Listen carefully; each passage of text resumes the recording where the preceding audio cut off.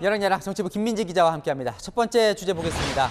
하나만 빼고 누구와 관련된 이야기일까요? 네, 이재명 민주당 대표인데요. 요즘 윤석열 정부의 각종 정책에 훈수를 두고 있거든요. 하지만 말을 아끼는 딱 한 대목이 있습니다.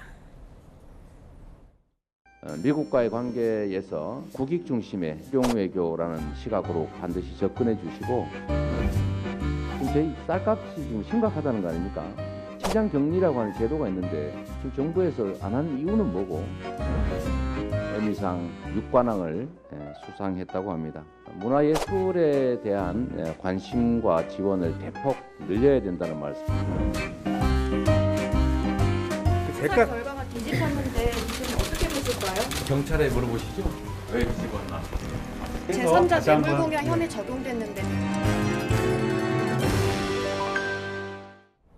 네, 이 전략상 본인 관련 수사에 대해서는 대답을 안 하기로 한 것 같습니다. 네, 오늘 회의 시간에 정청래 최고위원이 성남FC 후원군과 관련해 이 대표에게 농담처럼 질문을 던졌거든요. 뭐라고 대답했는지 한번 보시죠. 뇌물이란 단어를 한번 검색해 봤습니다. 성남FC 관련해서 이재명 당시 시장 혹시 넌지시 건네를 이렇게 돈 받으신 적 있습니까? 국민의힘은 수사에 성실히 임하는 것이 민생의 시작이라고 이 대표를 쏘아붙였습니다. 다음 주제 보겠습니다. 어르고 달래고 조정훈 시대전환 의원이죠? 네, 민주당이 조 의원을 어르고 달래고 있는데요. 김건희 특검법을 관철시키려면 조 의원의 동참이 필요한데 반대를 하고 있기 때문입니다. 저는 특검이라는 핵폭탄이라고 저는 생각합니다. 정말 극단의 선택들이지 않습니까? 여야가 합의를 해서 퉁칠 건 퉁치고 제일 쪼잔한 게 저는 부인에 대한 정치라고 생각합니다. 그런데 조 의원이 왜 꼭 필요할까요? 170석 가까이 가지고 있는데요. 첫 관문인 법사위를 통과하기 위해서입니다. 법사위원장이 국민의힘 소속이니까 통과에 협조하지 않겠죠. 패스트트랙으로 지정해서 5회 통과하려면 법사위원 18명 중 5분의 3인 11명의 동의를 얻어야 되거든요.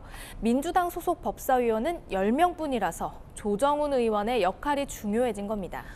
자, 이 조 의원은 지난 총선 때 민주당이 위성정당이었죠. 더불어시민당 소속으로 당선이 됐잖아요. 네. 검수완박 법안 때도 반대를 했었고 민주당으로서는 좀 야속하겠네요. 네, 민주당 강득구 의원은 윤석열 검찰이 조국 전 장관의 아내를 공격할 때 어디서 무엇을 했냐고 따져 물었고요. 전용기 의원도 여야 합의로 퉁치자는 조 의원 발언에 실망했다고 비판했습니다.